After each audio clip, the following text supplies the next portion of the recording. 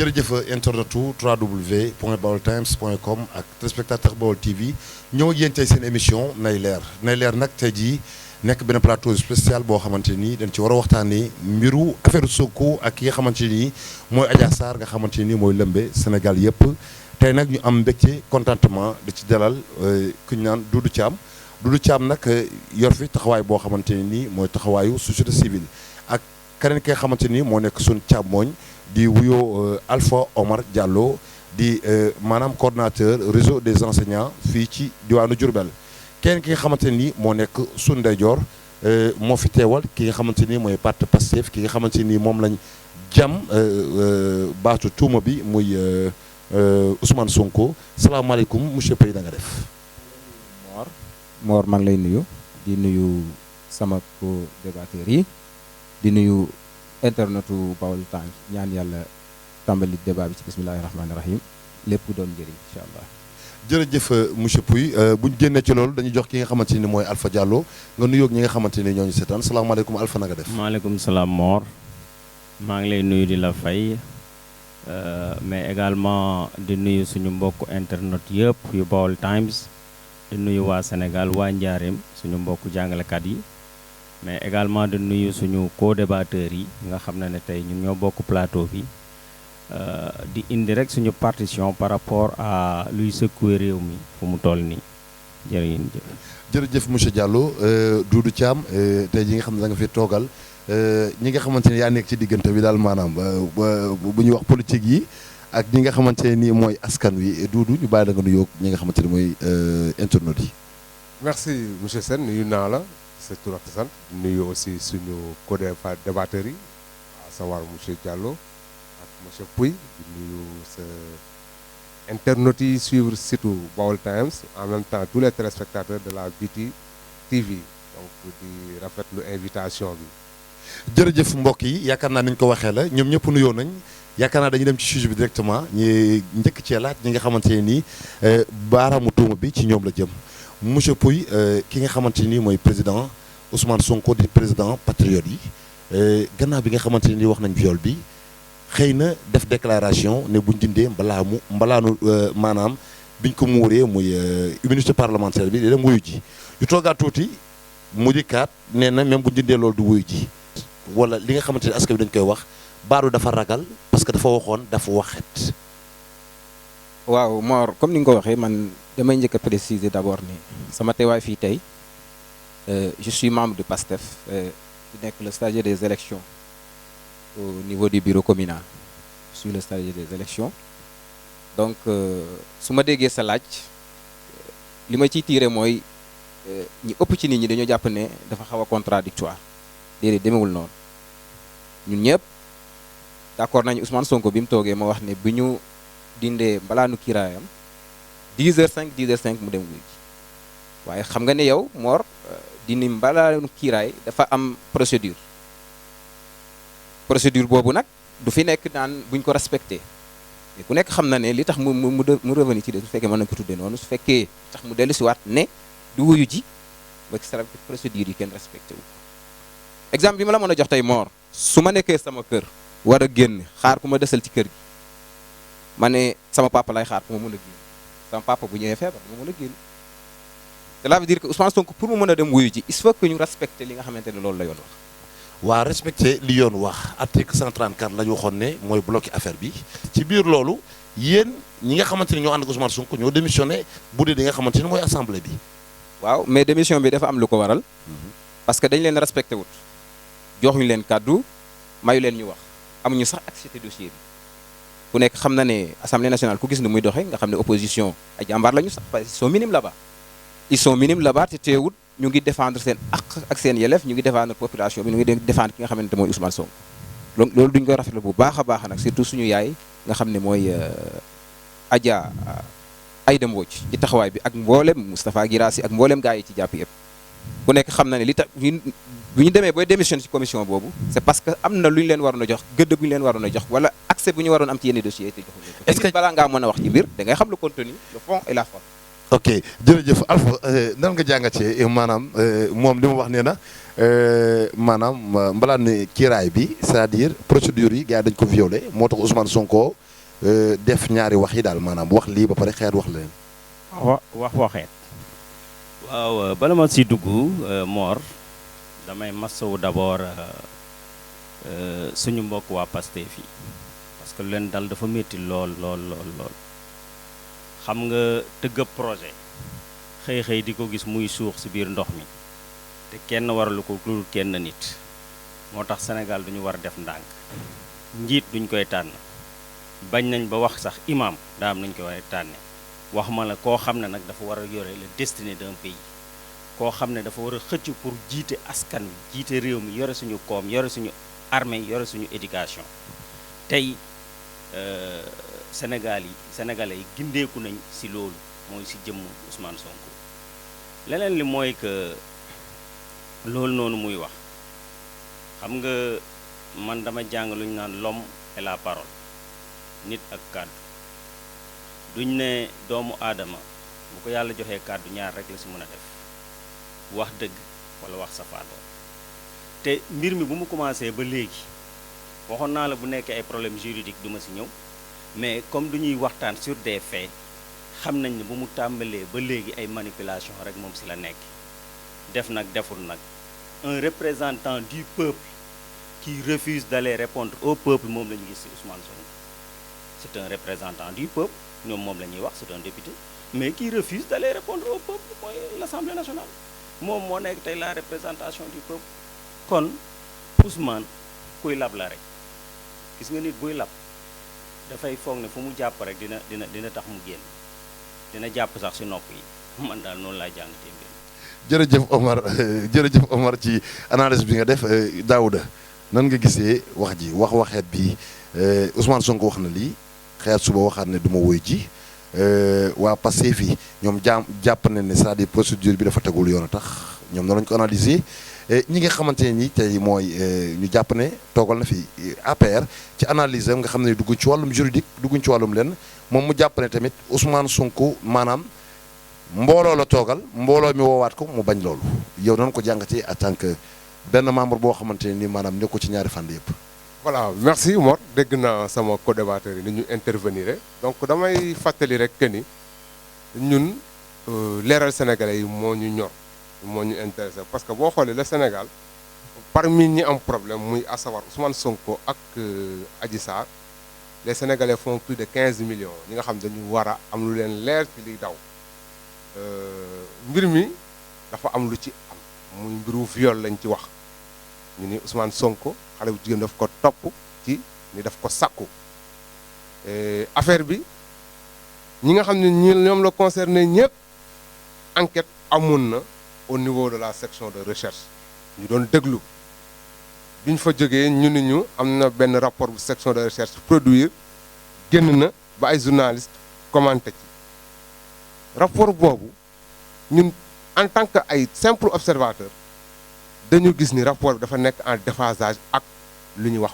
viol parce que d'après expertise u médecin beeg yooyu ñun gisuñu ci luy niru ni sàkku nañ xale bi ci guddi googu noonu ñu ne Ousmane Sonko demoon na fa duñu tamit taxaw daal ni Ousmane Sonko sàkkuwul duñu ni tamit xale bi sàkkuñ ko mais dañu jàpp rek ci li nga xam ni moom la am parce que ñu newuñu fa woon dañuy analyser ay situation dañuy xool ci li am di ci jëlee suñu di ci wax suñu xalaat pour permettre ñi nga xam ne ñoom lañu sekkal suñu naataangoor sénégalais ñu comprendre problème bi donc mu nekkoon un problème privé entre ñaari nit koo xam ne dafa gis ni dañ ko tooñ mu dem boole ñu wëlbatiku dégg ci yeneen dégg ci ay complot dégg ci ay trou mal intentionné dégg ci ay affaire wax-waxeet dégg ci ay coow donc loolu yëpp doon ay événements yoo xam ni intéressé wul sénégalais yi parce que lu jëm ci mbiru complot wala lu jëm ci ay mal intention wala ay wax-waxeet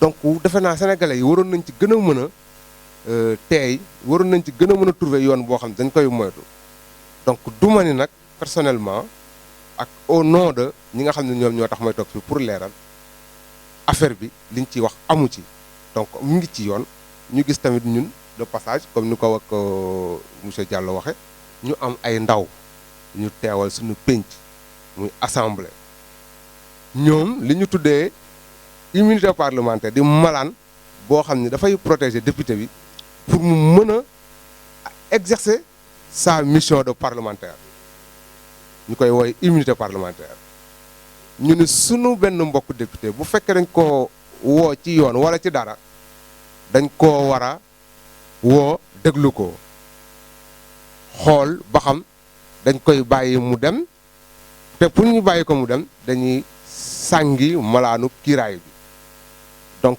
ma ne kon foofu ñoom ñi nga xam ne ñoom ñoo fa nekk di député yi dañuy protéger seen naataango ba fa mu yem mais man d'après yeneen député yi aussi gis nañ ni li nga xam ne moom la ñu waroon taxawee ci biir penc mi am na ay manquement. comme lan nga gis comme manquement taxawaay bi lan la ñu waroon taxawee tey jii pour yow taxawuñ ko.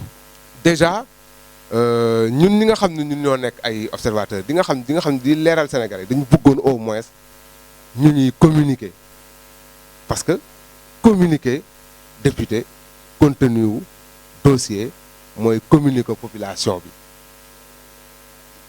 ñu xam ndax rapport exactement bu nga xam ne moom la section de recherche produire pour première phase enquête wala enquête préliminaire je sais pas la ca nekk mooy la assemblée nationale jot donc loolu information la boo xam ne si doon na intéressé population bi mais aussi ñi nga xam ne ñoo fa nekkoon lañ fa doon wax waroon nañ ñu ko mën a permettre ñu am ko en retransmission ci suñu chaîne de télévision yi pour que au moins ñun ñëpp ñu yem au même pied au même niveau d'information ci situation bi donc foofu loolu ay manquement la donc ñu war ci ñëwaat ñu war a xoolaat ba mu poussé sax ki nga xam ne moom la ñuy toog muy Ousmane Sonko mu ni du leen dem wuyu parce que xam nañ ne la gendarmerie nationale c'est un corps d'élite lépp lu fi xew ñu jox ko gendarmerie sénégalais yëpp dañuy d'accord ne léegi mu leer mais ñun ñëpp xam nañ ne affaire yi bi ñu commencé ba sama co-débatteur bi wax na ko Doudou nee na am na ay PV yu ñu gis PV ba léegi kenn waxul ne nit moo dugg ci ruqam créé ko je crois que ñun ñëpp d'accord nañ ne PV yooyu gendarmerie la jógee ndax kenn ñemewul sosal gendarmerie di ko créer ay PV yoo xam ne def mais dañu xëy rek à notre grande surprise ñu gis ne la gendarmerie a été dessaisie de cette affaire là ci corps de boo xamante ci wàllu enquête ñëpp xam nañ seen xarañ def kon loolu bu amee te ñoom kenn amul pouvoir u jël nangu mbir ci loxoy gendarmerie état te comme affaire viol la ñu wax ñun ñëpp lu ñuy xaar mooy mu leer lan mooy leeral mbir enquête ñan ñooy def enquête gendarmerie le pourquoi ñiy pose question bi may laaj te Sénégalais yi patriotes yëpp di ko laaj Sénégalais yëpp di ko laaj lan moo tax ñu nangu ko ci loxoy gendarmerie kon c'est pas patriote tey ñoo taxaw tey ne état moo jël affaire mais état moo posé ay actes yoo xamante ne dafay wane ne ñoom ñoo nekk ci ginnaaw affaire bi en plus au départ dañu waxoon ne bu ci kenn wax mais tey ñoom ñu envoyé plateau yi di wax pourquoi dafa wax léegi waxeet seen président moo taxaw ne bu ci kenn wax xanaa moo leen yebalaat ne dem leen ci plateau yi occupé ko wax pour jéem a justifier. loolu dañuy bàyyi alpha loolu la ci toog dafa mel ni baaraamu tuuma bi dafa jóge ci jëm fa leen yéen a mën a gas waaw man la moo complot daf may neex sax ñoom ñu di ko wax daf may neex na complot nañu admettre ne complot am waaye xanaa comploté wuñu ba yëkkati Ousmane Sonko ci lalam comploté wuñu ba génn Ousmane Sonko ci néegam comploté wuñu ba génn Ousmane Sonko ci verandaam comploté wuñu ba mu ne chauffeuram bu mu ko dawalal comploté wuñu ba mu dugg ci otoom taal ko dem Sweet Beauty wax ci mooy loolu gis nga loolu ñoom ñoo dévier la quintessence même du problème pour mun a nax Sénégalais yi dévier le vrai problème mooy que Ousmane n'a pas de problème avec Macky Sall Ousmane n'a pas de problème avec l'APR Ousmane Adji Sarr moom moo ko porte plainte c'est une Sénégalaise comme tout le monde elle a senti que moom am na lu ko Ousmane Sonko def te neexu ko muy am njirim nag rax si dolli nekk koo xam ne dafay combattre pour existence am xool leen salaire am foofu noonu ak thèse bu mu tegal dama feebar dama doon dem pour ay massage ku feebar bay dem ay massage mun a dawalal sa bopp sa oto dem ba foofu gaare à plusieurs reprises nañ waxante dëgg ñoom pour dévier vraiment sénégalais yi pour ñu bañ a xam lan moo ci nekk ñoo tuumal le président Macky Sall ñun nag suñu leader aussi du ñu seetaan kenn di ko jeter au pauvre ñuy toog di seetaan.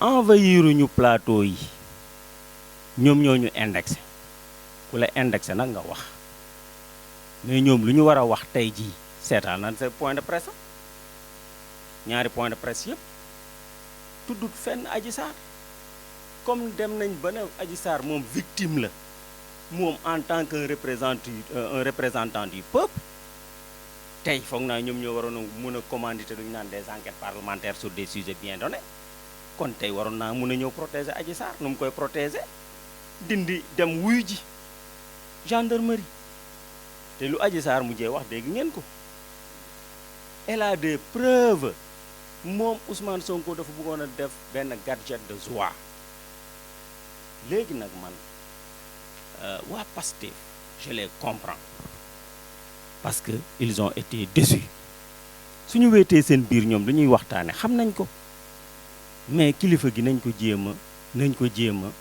muur xam nga ba mu génn ci situation bi mais du yàgg dara di nga gis sax ay Pastef authentique man maa la wax loolu parce que ñoom xam nañ ne kii du waaja kuñ ko tegoon du moom. kon yow tey jii ku ñuy jàpp kon da ngaa jàpp ne kuy yóbbu pour nekk président am na doxalin boo xam ne moom kaa def. mais yow sa kër sax sa biir kër say doom boo bëggee ñu respecté leen say doom soo bëggee ñu naw leen say doom soo bëggee fu ñu dox siggi am na comportement boo xam ne da nga koy def ci sa bopp yaa ngi dégg munoo nekk koo xam ne toujours nekk magum jëm di def ay affaire mœurs nga bëgg ñu respecté sa njaboot dañ waxante dëgg affaire bi foofu la nekkee. jërëjëf mbokk yi yéen seen émission ngay leer tey nag ñu dalal fii Pastef dalal fii société civile dalal fii waa APR war a waxtaan li nga xamante ni mooy lëmbe réew mi muy mbirum affaire Sonko ak Adji Sarr Doudou coow li bëri na dégg ngeen ko ci ñaari parti waxee maanaam pouvoir da ci dugg comploté waaye Alpha nee na est-ce que pouvoir mën naa comploté jële Sonko këram ba yóbbu ko ci suite boobu te Sonko mi ne maanaam dafa feebar soxla maanaam faju noonu la mën a dawalee oto bu foofu ay loolu yoon def ko ci xel mu sell ak ci njàng est-ce que tey jii analyse bi nga xamante ni Alpha def na ko Ousmane Sonko jàpp nga ne analyse boobu analyse bu pertinente la ci objectif la wala déet. voilà Alpha nag dama koy nangul li mu wax parce que position lay défendre mais xam nga tamit boo xoolee Ousmane Sonko nit la man je le reconnais en une personne simple comme yow comme keneen. non Daouda Ousmane Sonko moo nekk personne simple. non ñëwaguma foofu. waaw donc nit mooy ku am ay membres supérieurs membres inférieurs di wax di nooy di lekk di naan. voilà donc fa mu demoon nekk ab lieu bu public. d'après moi c'est un lieu public parce que am na plaque ñëpp xam ne fii dañ fiy def ay massage ak yooyu. ban waxtu. non n'importe quel waxtu rek en tout cas foofu am na donc ñu ñëw ci li muy wax ni. lu ko way permettez-moi de terminer mon raisonnement. voilà damay ñëw ci raisonnement bi. li mu ni mu génn këram te kenn forcé wu ko dem ba ci salon bi. loolu xëy na moom la concerné la mu yëg ba mu jóg waxtu ba mu dem di waxtu couvre-feu xëy na peut-être il bénéficie d'une possibilité qui lui permet de circuler en période de couvre-feu moo tax mu def ko donc loolu man du ma ko ci juger mais juste damay jàpp ni dans la forme ce qui s'est passé est normal mën na dem salon comme mën na dem hôpital comme mën na dem feneen wala feneen ak feneen donc loolu man gisuma ci problème donc xëy na fi may gisee problème mooy la fa am te loolu xamuma ko ñoom la concerné mais ce qu'on parle de complot ce dont on parle en matière de complot dafay am ay éléments révélateurs parce que dañ ci tudd ay nit ñoo xam ni dañu am ay liens avec des dignitaires du pouvoir te ñooñu dégguñu leen si publiquement ñu wax si. En plus rapport yi enquêtes yi section de recherche def na ay détails ci ñoom communiqué wuñ ci donc le centre de toute cette communication tourne presque autour de Ousmane Sonko. Man tey suñu ma ne woon ana Adji Sarr nu mu mel du ma la ko wax mosuma ko gis je n'ai jamais vu Adji Sarr mosuma gis un parent proche à Adji Sarr bu taxaw indi ñëw gisuma benn association de défense des intérêts des femmes ou bien des jeunes bu taxaw indi ñëw donc ñu bëggoon situation yooyu bu amee pour que ñu bañ a noyer dans l'erreur bay wax affaire complot comme ni ko Alpha waxee wala Pouy ñu teel ñu édifier bu ko defee ñi nga xam ne dañ leen ci tudd ñëpp au moins ñu am seen ay version waaw te yaakaar naa ne ci wetu wàllu version yooyu ba ñu fa parce que ki nga xamante ne nii mooy Khady Ndiaye Ndeye Khady Ndiaye ak ki nga xamante ne nii mooy sant Mbaye jarbaatu Maodo Malick Mbaye bi ñoom ñëpp maar nañ leen opposition bi ngeen doon wax naan boobaa léegi dégguñu leen dafa mel ni maar di nee nañ leen ñëw dañ leen a woo dañ leen auditionné dañ leen doon wax naan boobaa léegi lu tax ñooñu boolewul leen loolu nag gis nga xam lan moo tax mu yéex mooy dañoo nangu ci affaire bi ci ay loxo spécialiste buñ ko bàyyi woon nag gendarmerie mu continuer ba nii woo nañ leen bu yàgg c'est-à-dire Mor pour une première dans l'histoire du Sénégal ñu violé ab nit kenn mënu ko tëg bët mais Mor xanaa ñun ay nit lañ xanaa ñun lu ñu bëgg Ousmane Sonko xanaa ku ko tuumaal it am bu fekkente ne viol am na bu ñu la gisee xanaa danañ tal leneen lu dal sa kaw su fekkee viol am na dañ waxante dëgg rek ñun ñëpp am nañ ay rakk am nañ ay sœur xam nañ ku ñu violé lu muy daj su fekkoon mbir mi am na ñun liñ ciy xalaat ba ne dañ ko def sous surveillance xaw ma liñ ko tuddee noonu mais Mor loolu amu ci gis nga ndaw sii li tax ñu téye ko nag mooy orienté ko ci li ñu bëgg mu wax ko c'est aussi simple que ça man dama naw gendarmerie ñun ñëpp xam nañ ko dañu naw gendarmerie c'est des militaires loolu leen dénk ñu leeralal ko gis nga bu leen bàyyoon ñu topp piste yi ñu nekkoon ba nii woon a gaa yooyu yëpp mbir mi leer parce que ñun ñëpp li ñu bëgg mu leer mais ci topp mooy dafa waxte ñun nous sommes dessus ñun les patriotes tey lañ génn taxaw ci ginnaaw Ousmane Sonko décevoir ñu Ousmane Sonko tey lañ gën a taxaw ci ginnaaw Sénégal yi ñoo waxal seen bopp ne ngóor si jaaxal nañu ndax lu ñu mos a wax ñu teg ci seen bët dafa taxaw assemblée nationale ne leen TNTR bi su fekkente ne daw na ngeen xam ne santatuma Sonko ak yeneen mënoo nekk di ko lim bëri na ak yeneen kooku nag bu taxawee tey bettuñu moom ne na ci ay wax ak Ousmane Sonko kan moo ko taalal oto mu dem mais Mor kañ dem ci Sweet Beauté du délit Sénégal yor ay faux billets c'est pas un délit au Sénégal saaga une communauté c'est pas un délit au Sénégal xam nga benn délit moo am Sénégal mooy je veux être président de la République c'est le seul délit qui vaille actuellement au Sénégal.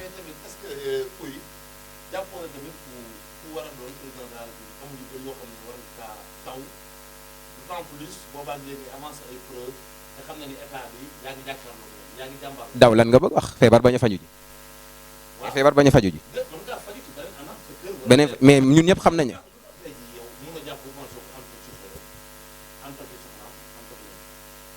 waaw xam nga loolu Ousmane Sonko bu mu mënee dawal otoom dem man lan moo war sax Ousmane Sonko chauffeuram këram lay fan xam nga leerum mais Ousmane Sonko est-ce que le fait que mu jël otoom dawalal ko boppam est-ce que loolu délit la voilà léegi nag nee na ku feebar nu muy dawalee oto mais am na feebar boo xam ne tey xëy na jour yi may dal bu ma daloon fekk tey nga invité ma du ma ñëw n'est-ce pas lan la feebar jote ak kuy maaso lan la jote ak dawal oto mais Ousmane Sonko mën na dawal oto mën na chauffeur bi toogal loolu ci moom la dépendre loolu du man maa koy wax du Sénégal yi ñoo koy wax defal lii et il a le droit d'aller là-bas moo wax na ko c'est écrit noir sur blanc lii lañ fiy def importe xam nga Ousmane Sonko dañ ko xam dañ ko natt fu ne ñu ne Sénégalais du baale affaire mœurs ñu ne lañ ko laaj te coup bi yëg nañ ko gis nañ fi un journaliste si je ne me trompe pas c'est journaliste Assane Samb dans une émission à la 7TV mu ne affaire communiqué bi dem ci nemeeku tour bi ñu ne le gars là il doit faire très attention parce que il prépare les gens sont en train de préparer une affaire de mœurs loolu du mën wax ko vidéo yaa ngi daw ñëpp xam ne coup bi c'est préparé avant muy ñëw mais quand même loolu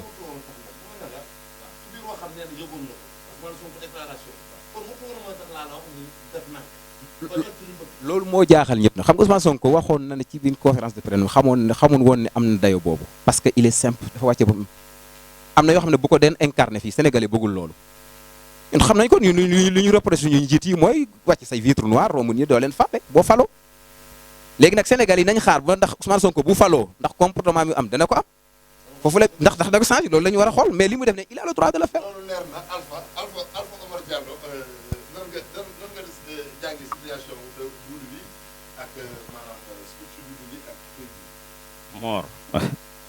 Mor sama gars yi nañu bàyyi théâtre bi du ñuy théâtre waa société civile dama leen a respecté waaye setal nit bëgg a incrimer ñeneen loolu amul fen mun leen nangul Ousmane Sonko ay position taxaw na ñun lu ñuy def du yoon d'une manière voilée loolu la wax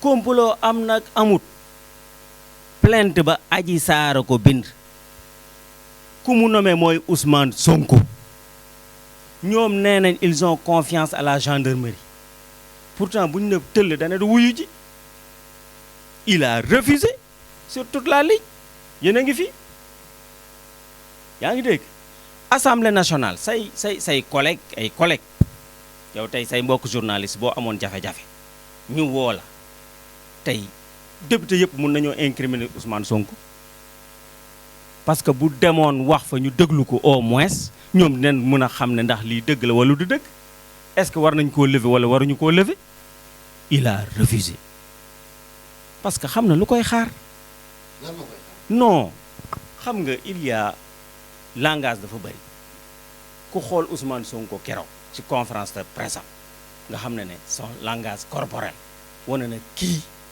il est coupable te dara non boo ko gisee xam na il est coupable yow gis nga Mor bul sonn yow mii ku la jiiñoon dara ah nga xeex man jiiñ nañ ma fi xaalis demal tribunal buñ ma ko waxee ma xam ne du dëgg dama dem porte plainte demal tribunal nga xool le gars il s'est excusé te pourtant ñun ñoo bokk même parti waxuma la nag ab xale bu jigéen te gis nga lu ñuy def nii yëpp c'est peine perdue c'est peine perdue ñii c'est des politiques et en politique ce qu'on te dit l'acte que tu poses n'est pas important ce sont les conséquences de l'acte bañ a wuyu ji conséquence bu rëy la viol bii ñu naan duñ ko complété conséquence bu rëy la nan ngay téemee jigéen ñi naan leen woote leen ma ëllëg alors que ñoo xam ne kii nii moom mooy loolu nañ waxante dëgg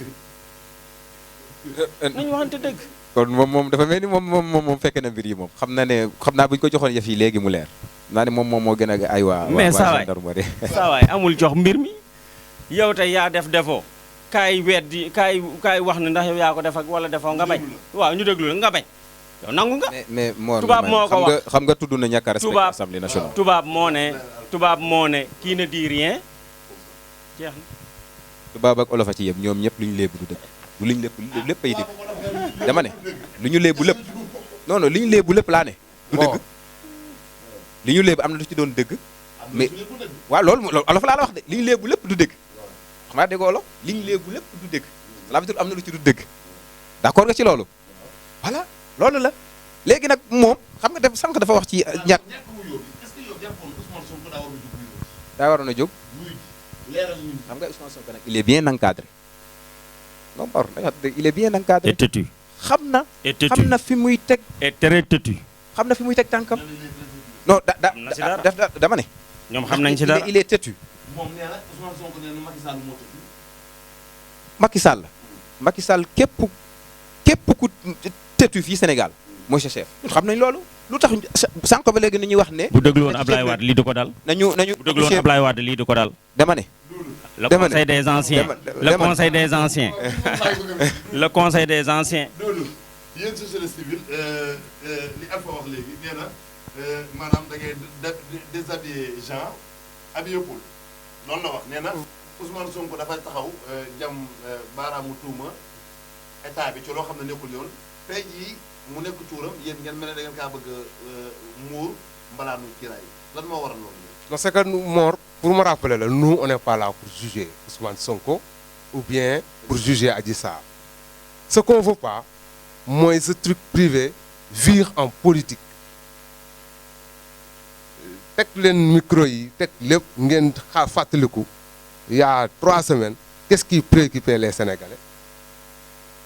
L'état de catastrophe nationale sanitaire.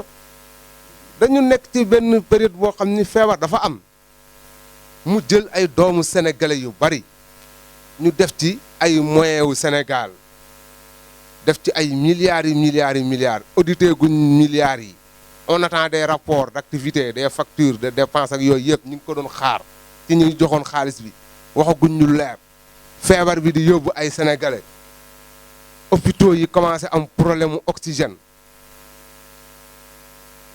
Avant loolu ñaata doomu sénégalais ñoo fi demoon ci géej gi des fa ah mbëkk mi mbënn mi mbas mi mais mbës mi non c'est des diversions c'est-à-dire bëgguñu oui affaire bi bu doon entre deux sénégalais la muy Adji Sarr ak ki nga xamante ne ni mooy Ousmane Sonko lan moo ko yóbbu ci tournée politique. su ma juumul président dès le départ de cette situation alerté woon na ay éléments am ni leen bu leen si wax dégg naa loolu dégguma nag mu wax moom gémmiñam mais dégg naa à travers les médias ñu ni Macky nee na bu ci gars yi wax mais boo xoolee semaine bi yëpp amul benn télé boo dul ubbi te doo gis Sonko ak Macky ñu toog di wax ci débat bi seen ay représentation là-bas démb ñaata chaîne de télévision ñoo. kan moo ko déclenché boobu ak léegi tournée politique bi kan moo ko déclenché en tant que yow société civile bi nga fi toogal. tournée politique bi lan moo ko déclenché xëy na peut-être ñun ci dégg nit ñi ñu ci dégg. waxal ñan la. le fils de Maodo Malick. kan moo njëkk a def conférence de presse. tournée politique bi li ñu ci dégg mooy Ousmane conférence de Sonko presse. c'est un candidat à la présidentielle. il faut. dama ne ku njëkk a def conférence de foofu laa presse. jëm Ousmane Sonko candidat président la donc c'est un politique bu ñu duggee ci détail bi dégg ci ay waa APR donc day devenir un truc purement politique. kon donc yow en tant que société civile sànq si biir argumentaire bi nga naan bu ñu ko yóbbu tournée politique kon yow loolu mënoo ci dara. mënuma ci dara. kon nag non non kon léegi nañu wax ci léegi yow ci jàngat bi ngeen di jàngat mbir mi parce que mbir mi nag dëkk baa ngi ko fi tàkk lu waaye mënta wax. foofu nag laa doon jëm moo tax ma ni comme ñun dañoo am ay. loolu ngeen ciy joué. voilà ñun dañoo am ay difficultés ñun Sénégal naturellement. L'éducation rencontre des problèmes. Semaine passée CUSEMS dañu demoon débrayage ak grève jusqu'à présent ay protocole ñu ngi ko doon exiger à ce que état bi ñëwaat ci pandémie bi mu ngi fi vaccin yi ñëw nañ on peine à installer une communication pour inciter les Sénégalais à se vacciner. On a des problèmes sur un avenir certain ci suñu économie. Les 2 principales régions du pays sont sous couvre-feu. Les activités économiques sont au ralenti. Le secteur informel est en train de s'essouffler. Donc, c'est des problèmes. Il faut qu'on nous trouve une solution avant de plonger. Parce que la situation est les conséquences peuvent affecter la population. Donc, nous alerte que les politiques, qu'ils essayent au moins ñu génne seen loxo ci dossier bi mu jaar fi mu war a jaar et que ñu permettre nous les Sénégalais de vivre sans être exposés à cette pandémie mais aussi bénéficier d'un plateau technique médical de dernière génération une éducation stable et une économie boo xam ne dañ koy contrôler. jërëjëf Daouda yow lan ngay proposé tey par rapport ak maanaam pour solution parce que réew maa ngi bëgg a tàkk yi ñëpp ay Sénégalais lañ Sénégal benn bopp la kër bu tàkk. Mor Sénégal du tàkk Sénégal du tàkk amul kenn koo xam ne pare na pour ab Ousmane Sonko mu demoon def ay tooxi duunaam ngay dem di jaay sa bakkan non déglu ma rek déglu ma vague d'arrestation yi ñoom ñoo ko def la police est républicaine boo fi waxee loo warta wax duñ lay jàpp ñoom ñoo fi def des déclarations d'insurrection ñoom la mooy lu may wax suñu waa ji société civile nee naa ko ku njëkk a def kan moo ko njëkk a politiser te dama la bëgg a xamal ñii c'est des apprentis politiques mais un parti politique dafa am ligne bu dara xewee tey jii man Omar Diallo Alpha bu ma doon def réunion politique je commence par la situation locale nationale et internationale le président de la République est la personne la plus informée du Sénégal gis na am na lu xew moom am na fu mu bokk ci waa parti day joxe mot d'ordre bu leen ci wax c'est un problème qui concerne deux Sénégalais en l'occurrence Ousmane Sonko wax na ko mais ñooy complot yow xanaa xamoo luy état xam nga ko su nekkoon duñ doon complot Ousmane Sonko ñu xam mu ngi dem fii massage c'était très facile de faire des forfaits. lan ngay wax fi mu ne nii pour réew mi solution. waaw solution yi balaa ma cee ñëw damay wax d'abord lan moo tax yëf yi am ampleur bi mooy dañu laalaake ku ñu laal du ko ndaw ki ñu laal moom lañu jàppe woon candidat des réseaux sociaux pour une première élection présidentielle mu nekk 3e jàpp nag ñi ci ginnaawam tudde nañ ko syndicat booy yi parti boobu ànd ak booy yi moo dem présidentielle am 15%. ñu pare ci élection yi ñoom ñu dem def parti la day dox de façon exponentielle ñu ne kii faw ñu sàkkal ko pexe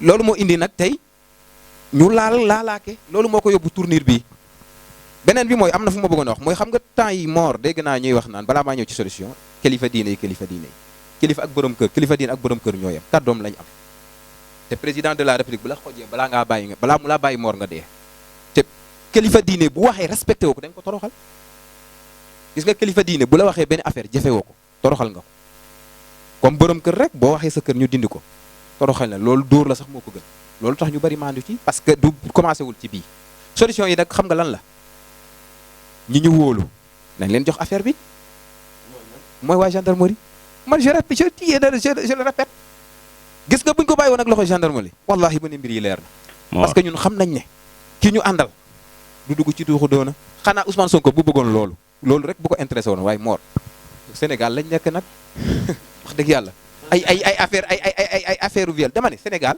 maanaam du taxawaalu dugg ci hôtel yeeg baar yeeg def lu la neex yor sa xaalis loolu du délit fii xanaa du déedéet kat ma ko def délit man su ma génnoon fi ma dugg fii naan génn fii wala ma dem taal sama oto dem soirée loolu dañ koy tere Sénégal léegi Ousmane Sonko bu ko doon def kan moo koy tere. hey Mor sama gars yi war nañoo jàng ji politique quoi. yow da nga jàpp na gars yi xamuñu dara la ñu xam non. troisième ak pourcentage. waaw ma ne jëlal man kuñ sonal. kan lañ sonal. yow Ousmane Sonko ñëwal Diourbel. il peine à avoir un coordinateur. ban coordinateur. loolu ban coordinateur départemental. mais c'est docteur Ndiaye. ban docteur Ndiaye. moom xam na bu baax lu ma koy wax. Diourbel le parti PASTEF est bien structuré ici à Diourbel. am na coordinateur départemental am na coordinateur communal su fekkee nag moom li muy wax nii da cee am ay preuve naka indi man li ma xam mooy am na coordinateur communal. am na coordinateur loolu sax du débat bi gis nga loolu du débat bi dama bëgg a ñëw société civile gis nga le problème des Sénégalais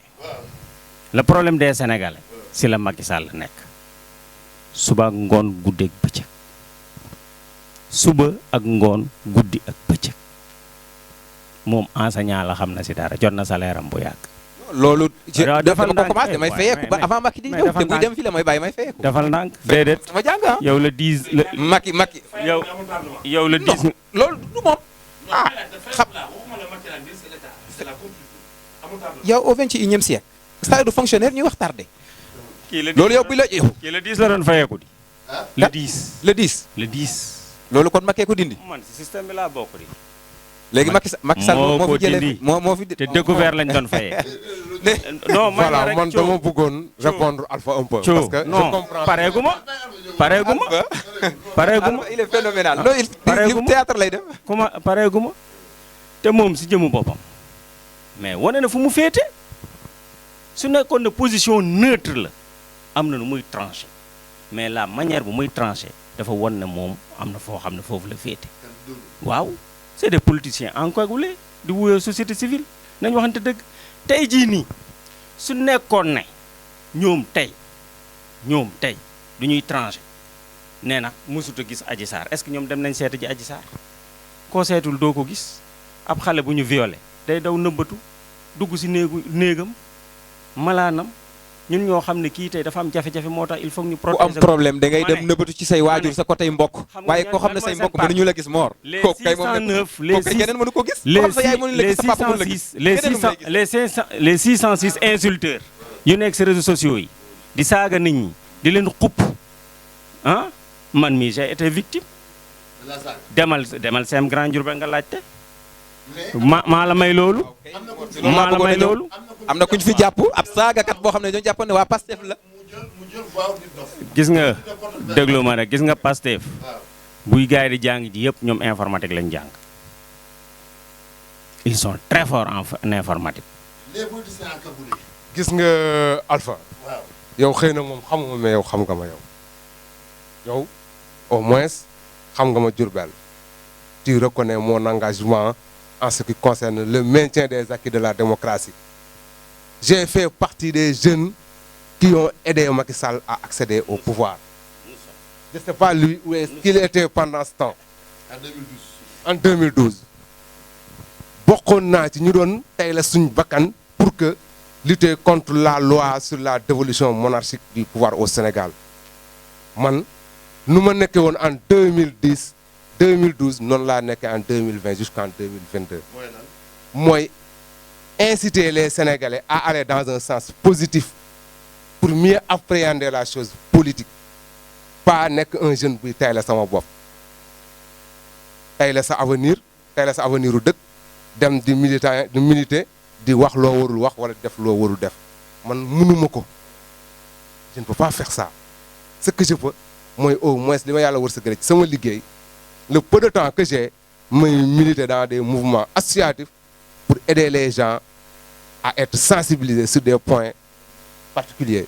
Donc pour moi répondre ko man je fais partie des gens qui sont prêts à aller dans la résolution de cette crise.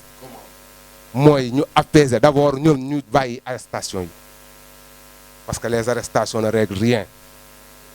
ay nit bu ñu nekkee am nakar nekk ci pression nekk ci stress nga dool di leen jàpp di leen tëj ak ay interrogations yu atroces dafa am yoo xam ne mun na ñàkk surtout que nous sommes dans un pays où dañu nekk une vitrine en matière de démocratie ou bien honnêteté.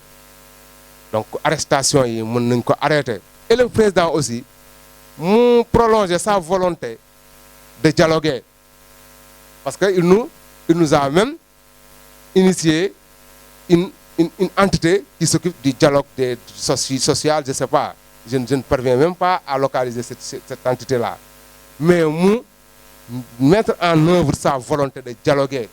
Parce que malgré tout, Ousmane Sonko, c'est un leader. Il était 3e des élections, le 2e a rejoint la mouvance, donc naturellement, il demeure le leader de l'opposition. Donc, on a dialogué avec le monde. Parce que nous, au Sénégal, actuellement, là où nous sommes, on a besoin d'une vie normale et stable. Non, mais non, j'ai analysé. Parce que Damani, le débat qui était privé devient politique. Maniko Ousmane Sonko toog na def conférence de presse wax si ni complot la ñoom ñu envahir débat yi wax si. C'est que moom nu muy jugé moom moo tax xaw a doy waar xam nga tey bu ne ñoom duñu war a bàyyi arrestation yi mais ce n'est pas benn parti rek ngay waxal yow en tant que kii da nga war a wax ak ñaari parti bu ñu bàyyee nañu bàyyi arrestation yi certes mais nañu bàyyi saaga yeeg menaces yi nañu bàyyi discours d'insurrection yi. saaga menace kenn andu ci man.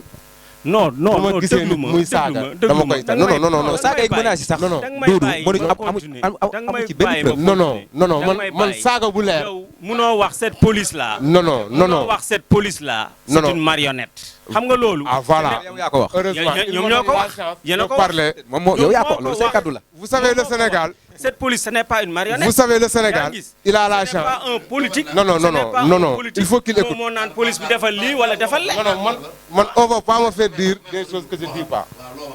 Nous, on a la chance d'avoir une police professionnelle, une gendarmerie académique. Mais ñoom ñooy def Ñuy arrestation. former ay nit. Non, ils n'arrêtent pas. Ñoom, ils travaillent. C'est des forces de l'ordre. C'est des forces de sécurité Ordre et la de ñu wéy. maintien de l'ordre. te seen liggéey attends laayam moo ko de mais dafa am yoo xam ne si ça ressort du mais qu'est-ce qu'on arrête? On arrête représentant France dégage. On arrête représentant nitu dëgg. On arrête représentant syndicat. C'est-à-dire ces gens qu'on arrête, on peut leur parler. Qu'est-ce qu'ils ont fait? Il faut donner les autorités. Qu'est-ce qu'ils ont fait? Une marche, elle est Yow arrêté wuñ la? autorisable. Tu n'as pas été arrêté? Une marche, on doit l'autoriser. Une manifestation pacifique, elle fait partie Mais du donc, jeu monsieur, démocratique. vous êtes contradictoire en période de pandémie. En période de pandémie, Oui. vous dites que non, nous devons autoriser les Est-ce marches. qu'ils n'ont pas dans leur lettre d'avis mis en place un dispositif sanitaire pour mieux... Mais ça, c'est impossible, mon cher. parce que c'est deux personnes impossible. qui ont été arrêtées. C'est impossible. On a Non, vu non, ce qui non, s'est non. passé à l'université de Dakar. Non, C'est attendez, impossible. non, là, c'est pas une manifestation. C'est impossible, Moi, mon je frère. parle de mes camarades qui ont été arrêtés, à savoir... Ah, ce sont tes représentants- camarades. C'est des amis, c'est des Ah, non, gens non, non. qui sont là, Non, non. qui représentent la société civile. On a arrêté, attendez, on a arrêté des syndicalistes, Non, qui est tu as dit enseignant, tes camarades. qui est enseignant. Moi, je suis enseignant, bien Donc, sûr. un syndicaliste en matière d'enseignement a été arrêté. Dambodj. Un représentant... Un syndicaliste raté. Oui, non, non, je ne Raté. sais pas. Ça, j'en sais rien. Raté. En tout cas, il porte un bandeau de syndicalistes. Mais qu'est-ce qu'il Il n'a pas parle dit? au nom de Qu'est-ce qu'il n'a syndicalistes. pas dit au niveau des Ça, plateaux? Qu'est-ce ça, qu'il n'a ça pas dit? langage ce qu'il dit. Mais c'est ce qui a valu son Mais arrestation. moi, ce que je dis, C'est ce qui a valu c'est son que c'est des arrestation. gens qui avaient déposé une lettre Xam nga pour saa waay marcher, xoolal pour faire une manifestation. Mort. Il ne faut pas qu'ils transforment la chose. Non, je ne sais même pas. Voilà, Je ne sais voilà, même pas. je te laisse. Non, pardon, dañ se recentrer un peu le débat parce que c'est vrai lii mooy démocratie ku nekk wax sa xalaat dañuy njëkk ci Alpha lan nga wax concrètement par rapport à analyse bi. Non, Doudou moom man foogoon naa ne ku nekk société civile nga ma indi xam nga ñun aussi on a un problème man Mor j'ai opté pour être un politique kii lu mu wax dama ko koy nangul parce que xam naa ne dafay politique mais kii dana société civile la bokk mais kii je vois en lui plus un politicien qu'un membre de la société civile xam nga sànq mu ngi naan man xaw ma woon fu mu nekkoon si fii laa ko fekk laaj ma si man je suis dans l'APR à Diourbel depuis 2008 bu ñu nekk rajo di ñafe mu nekk Assane Ndiaye fee ñu dàq ko j'étais là-bas moi non seulement dama doon ñëw mais dama doon cotiser si ngi fii mën nga ko laaj ñu dem MW école Abdawan extra soo déggee M23 Diourbel ñun la woon on a amené ici Barthélémy Diaz Abdou Mbow extra laaj ma ñoom Cheikh Kane laaj ma ñeneen ak ñoom man je connais très bien ce qui se passe à Diourbel léegi nag gis nga sawaay dafa am Sénégal ñaari ay nit mooy ñoo xam ne dañuy fixé wu objectif dama bëgg a politique waaye dama xaw a ragal naa jaar société civile wala naa nekk syndicaliste soo demee ba mu yàgg mu foire nga féete ci fale loolu lañ fi gis mais man si je suis bu ma bëggee def société civile damay dem tàggat sama bopp si loolu ba pare xam nan laay taxawee. jërëjëf Alpha. Voilà, merci Alpha.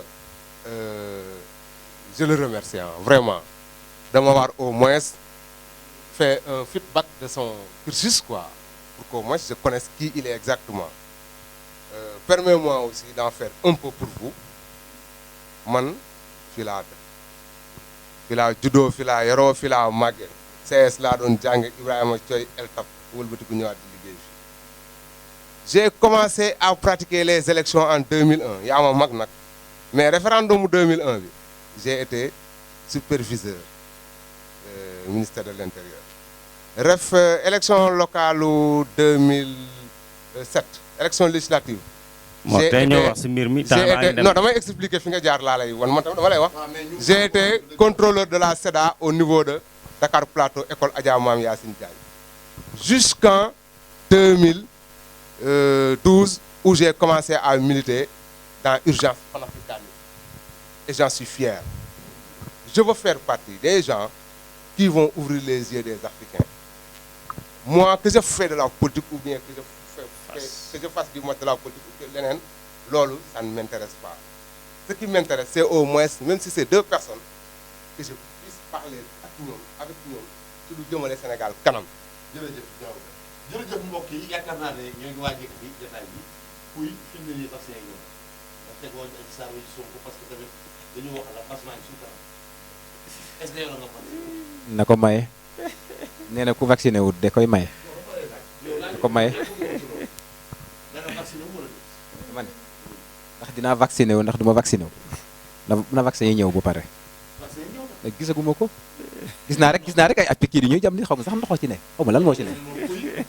kuy d'accord nous sommes à la presse. waaw.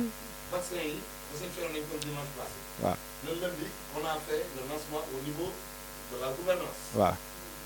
pratiquement gouverneur ay préfet service yi que soit muy tànji Mbàkke yi ñun ñëpp vacciné wu leen église bi yëpp. jërëjëf mbokk internetu www.baoltimes.com ak téléspectateur Baol TV lii la seen émission nay leer te nag ñu dalaloon ci ay ndaanaan yaakaar naa ne ci vaccin yi la ñu mujjee pour waa yëkkati jotaay bi Pouye est-ce que tey jii vaccin yi bu ñëwoon da nga vacciné wu.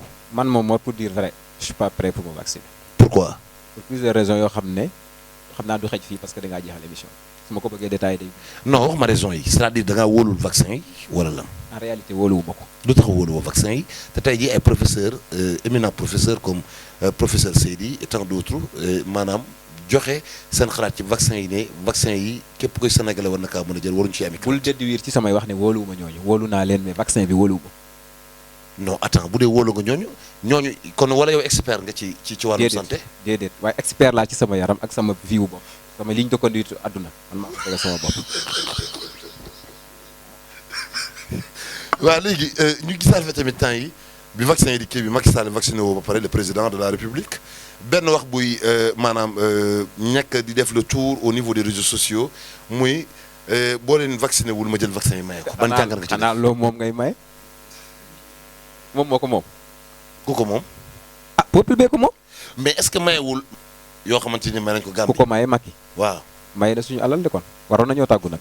10 000 Gambie 10 000 Bissau te ñun vaccin yi doyul fii. waaw loolu kay fa laa jëm si woon. waaw yow xanaa balaa ngaa maye.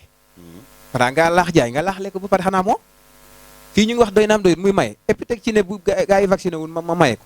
mais yow waroo wax loolu du moment où yow nee nga vacciné woo parce que wóoluwoo vaccin. waaye am na ñu bëgg au moins je dis que man du ma vacciné wu. y a des gens qui acceptent de se vacciner. yéen da ngeen naa jot benn note wala da ngeen naa jot benn décision bu jógee au niveau du parti ne bu ñu vacciné wu. jotuñu benn note. parce que vous êtes la 3e personne boo xam ne ni ci Pastef la bokk. Mor ñu interpellé leen par rapport ay micro trottoir ay yeneen ak yeneen ñeen duñu vacciné. dama ne si affaire vaccin bii nii. man position personnelle laa la jox. ma position sur les vaccins là ça n'engage nullement le parti Pastef. c'est ma position personnelle. est-ce que say parents tey jii da nga leen yóbbu ñu vacciné wu surtout ñooñu ñi nga xamante ñoo gën a exposé wu. non ils ne sont pas menacés. pourquoi ils ne sont pas menacés. ils ne sont pas menacés. pourquoi je demande pourquoi pour xam li tax nga ne menacé wuñ te. parce que lan moo leen menacé dara jotu leen vitesse bi et tout non du jot parce que boo doonee mag rek xam nga yow ndaw nga mën ngaa bañ a vacciné wu sax. nee nañ mag la gën a sonal. mag la gën a sonal. waaw man nag yoruma ay mag. alhamdulilah kon jërëjëf loolu mënuñu cee am leen lu ci wax yow da nga vacciné wu wala vacciné wu ba pare. bu baax dinaa vacciné wu incha allah. li ci gars yi di wax nag naan wóorul lañ kaa wóorul. Ousmane Sonko dina vacciné wu waa Pastef dinañ vacciné wu parce que il va développer ce qu'on appelle la pédagogie par l'exemple. Ousmane Sonko fera son mea culpa dina baalu Sénégalais yëpp reconnaître les faits ba pare jël vaccin ba vacciné wu. c'est la pédagogie par l'exemple. loolu moom moo yàgg na ko def gis nañ fi don de sang yow couvrir nga loolu n'est-ce pas. waaw couvrir nañ ci don de voilà sang. ban nga fi gis njiit bu woote don de sang ba mu am rupture de poche. ba pare ñu dem ci benn hôpital ñu ne ñu fii manqué wu ñu deret. nga xam ne le sang c'est une denrée rare mosul doy. heureusement dëggal na lu ma wax leneen li mooy que. le président Macky Sall ku ko xam ne njiitu réew la. punkal la si politique si diplomatie mais nous sommes un pays pauvre quand les Occidentaux, les pays riches, peinent à avoir des vaccins, moom mu indil ñu 200 000 vaccins ngàcce gaalaam. yow daal kontaan nga ci Macky Sall. non Mor, les pays occidentaux là, ils ne peinent pas d'avoir des vaccins. Mais dañ cee tey mu jël 20 000 jox Gambie 10 000 jox Guinée-Bissau 10 000. gis nga àdduna ñaari choses ñoo gën a démocratique te gars yi war koo xam muy la météo ak la médecine. ngelaw bu jógee Gambie xamoo fu muy teeru si mun na rey ay gaal biir géej moom moo tax météo du ñu téye information. médecine lu tax mbas mi ñëpp xamandoo ko boo ko nëbbee dee. Daouda société.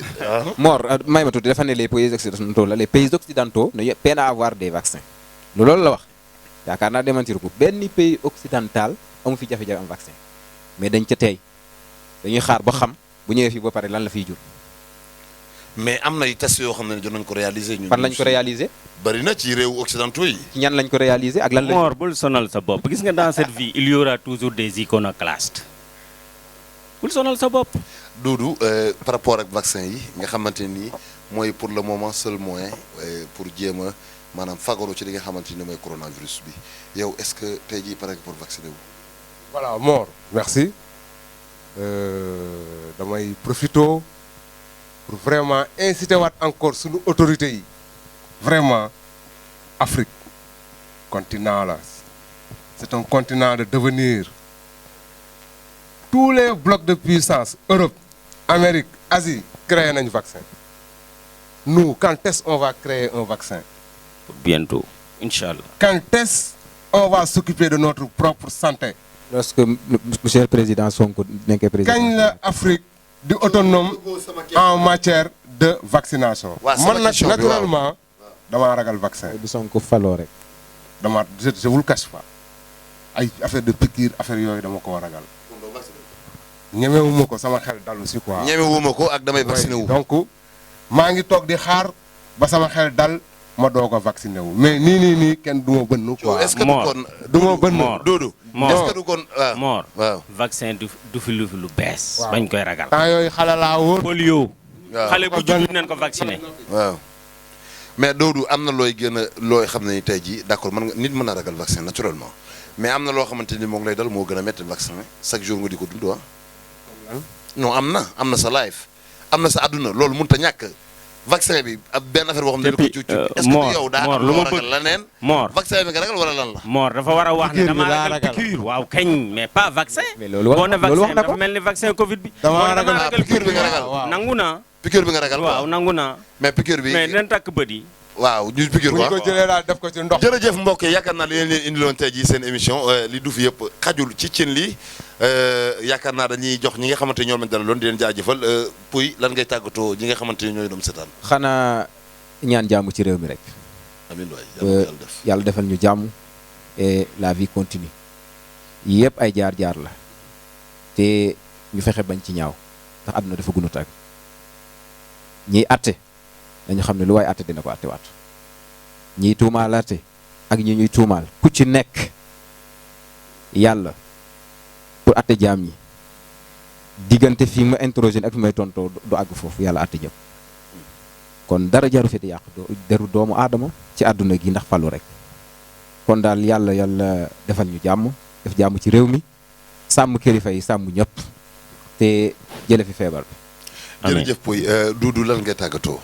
voilà Mor merci ah dama lay remercier ci invitation bi parce que nit ñi sénégalais yu bari nañ Diourbelwaay yu bari nañ nga tànn ma invité ma di remercier aussi sama co-débatteurs yi nga xam ni ñoom ñëw nañ toog ak man ñu waxtaan ci actualité bi di leen jégalu aussi bu fekkee def naa ay écart de langage di jégalu say téléspectateurs say internautes bu fekkee dañ fi wax loo xam ni si waruñu ko wax di ma saw aussi ñi nga xam ni boobu ba léegi ñu ngi toog di ñu déglu.